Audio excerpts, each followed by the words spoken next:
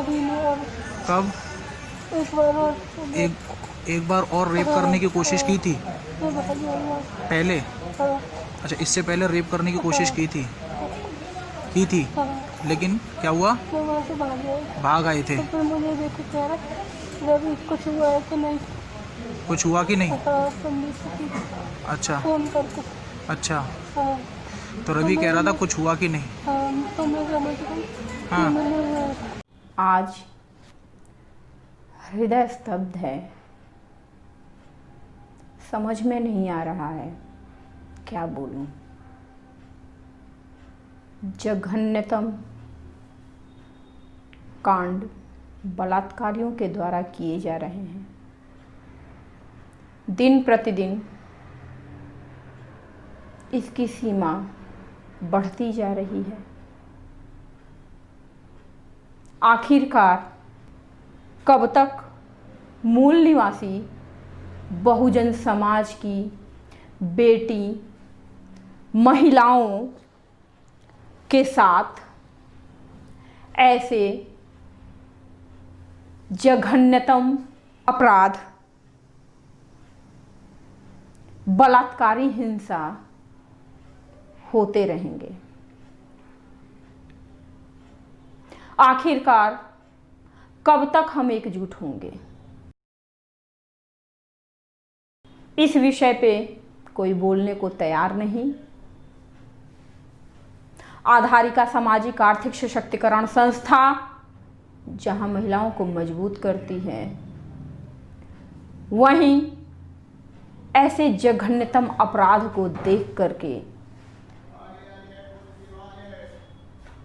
हृदय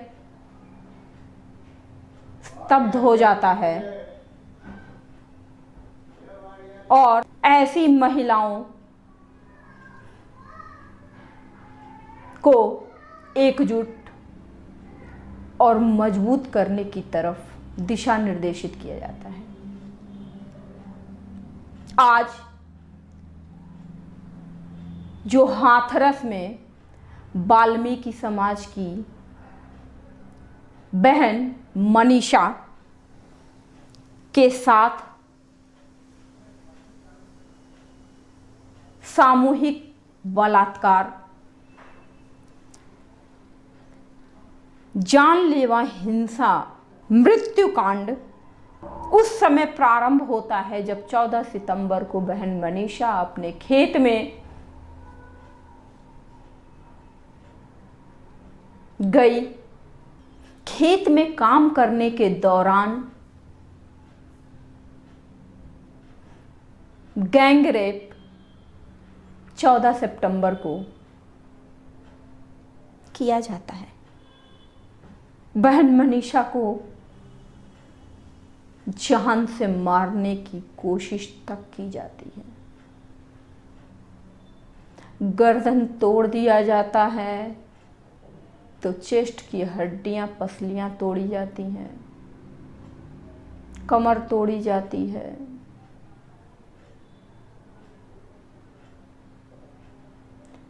शरीर की कई हड्डियों को जर्जर किया जाता है। यहाँ तक कि वो बहन मनीषा मूल निवासी कहीं बयान न दे दे, इसके लिए जीभ काट लिया जाता है। अरे दरिंदगी की तो हद हो गई। मनुवादी राज सत्ताधारी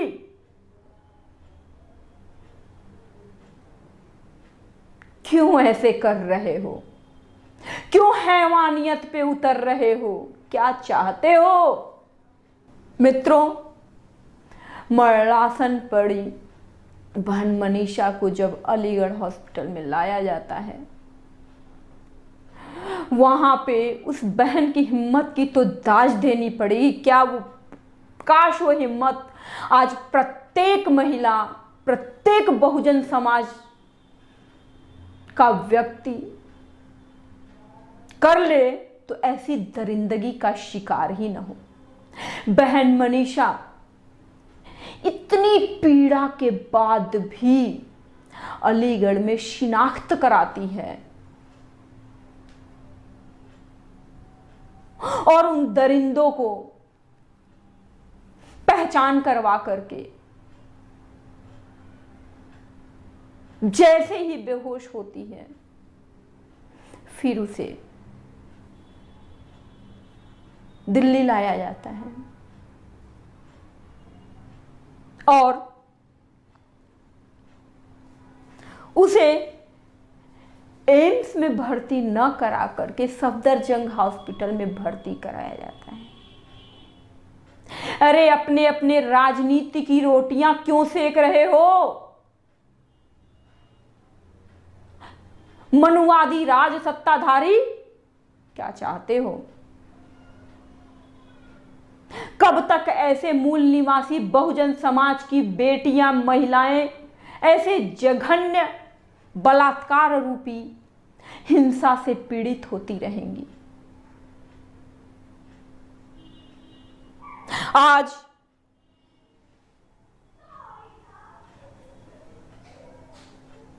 पंद्रह दिन बाद बहन मनीषा की मौत हो जाती है।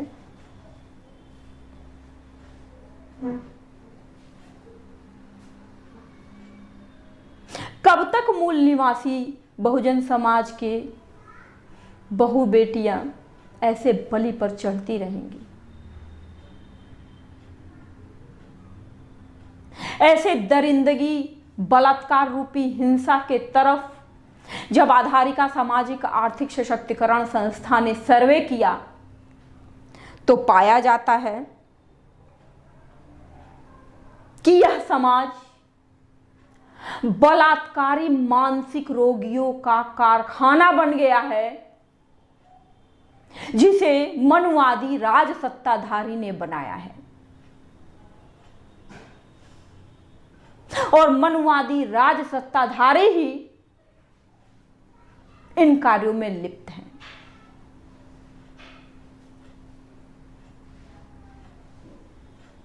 इतना ही नहीं, आज जब हम टीवी चैनल, पत्रकार, राजनेता को देखते हैं तो इस विषय पे सभी मौन धारण किए हैं। आखिरकार क्यों? निर्भया कांड को तो इस तरीके से उजागर किया गया जैसे हर व्यक्ति में रोष था। आज बहुजन समाज, मूल निवासी, महिलाएं, लड़कियां इस बलात्कार रूपी जघन्य दरिंदगी की शिकार हो रही हैं। उसके लिए हम सभी लोगों के अंदर ऐसा उबान, ऐसा आक्रोश क्यों नहीं है? क्यों? क्योंकि हम मूल निवासी हैं? क्या हम मूल निवासी हो करके कोई अपराध किए हैं? क्या हम बहुजन समाज में जन्म लिए हैं तो कोई अपराध किए हैं? नहीं, हमने कोई अपराध नहीं किया।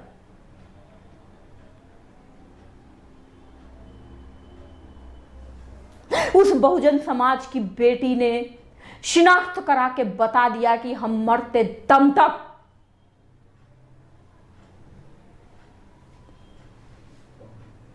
फांसी के पंदे पे चढ़वा करके ही मानेंगे। लेकिन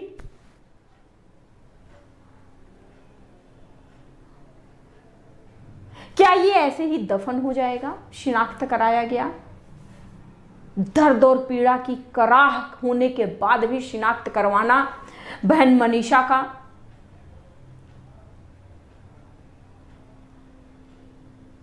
समाप्त हो जाएगा? नहीं। अरे मूल निवासी बहुजन समाज के महिलाएं, बहुजन समाज के सभी लोग मजबूत हो जाओ। एकजुट हो जाओ। जब तक एकजुटता नहीं होगी, हमें बार बार बार बार बार बार तोड़ा जाएगा। एकजुटता अनिवार्य है। हम ये देखते हैं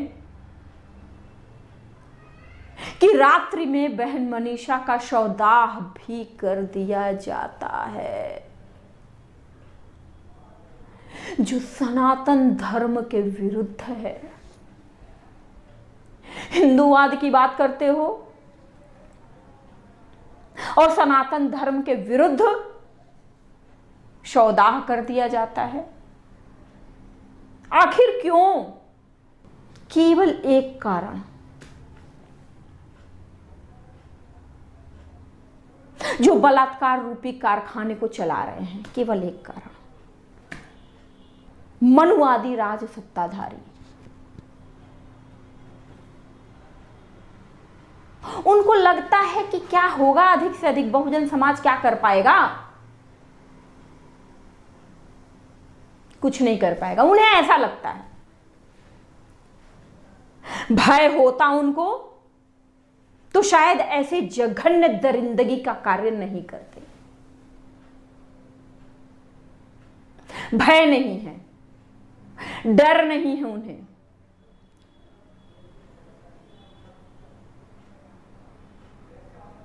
उन्हें जब तक डर ना होगा, जब तक भय ना होगा, तब तक इस तरीके की दरिंदगी का कार्य करते ही रहेंगे।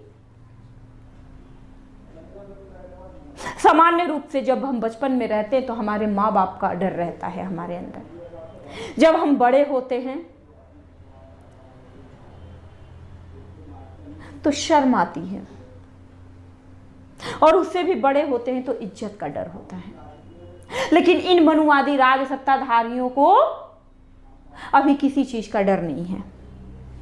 इन्हें लगता है कि 4-5 साल जेल में जाएंगे, जेल से फिर छूट करके आ जाएंगे, फिर इस कार्य को करेंगे। उन्हें ऐसा लगता है।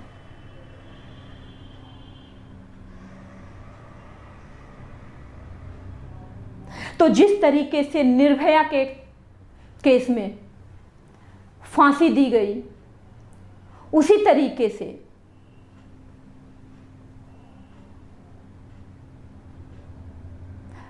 मूल निवासी बहुजन समाज की बेटी 19 वर्ष, मात्र 19 वर्ष की, उसे भी न्याय चाहिए। Justice for Manisha. इसके लिए सभी मूल निवासी भाई बहनों को एकजुट होना पड़ेगा और अपनी अपनी आवाज को बुलंद करना पड़ेगा। जब तक हम एकजुट नहीं होंगे तब तक हमें ऐसे ही लोग करते रहेंगे, करते रहेंगे, करते रहेंगे। हमें अपनी सुरक्षा खुद करनी पड़ेगी। हमें बहनों की यूनिटी बनानी पड़ेगी। हमें अपने मूल निवासियों की यूनिटी बनानी पड़ेगी। छोटे छोटे लोभ और लालच में नहीं फंसना है। हमें न्याय चाहिए तो न्याय चाहिए।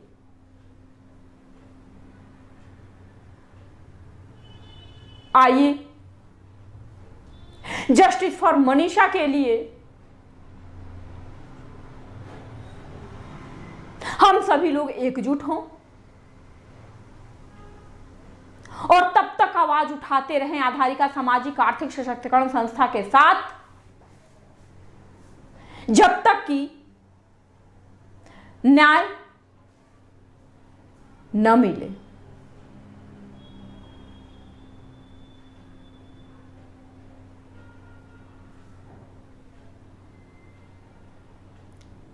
एक मिनट का मौन व्रत धारण करेंगे सभी लोग, ताकि बहन मनीषा को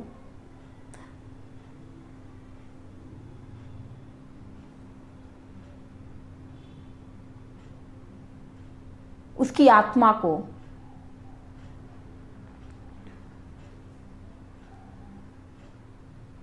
शांति मिले। और वह शांति तभी मिलेगी जब हम जस्टिस फॉर मनीषा के लिए फाइट करेंगे। तो सभी लोग संकल्पित हों, सभी लोग, सभी बहुजन समाज के लोग संकल्पित हों, मूल निवासी लोग संकल्पित हों कि हम बहन मनीषा को न्याय दिलाने के लिए तब तक लड़ते रहेंगे जब तक कि न्याय न मिल जाए।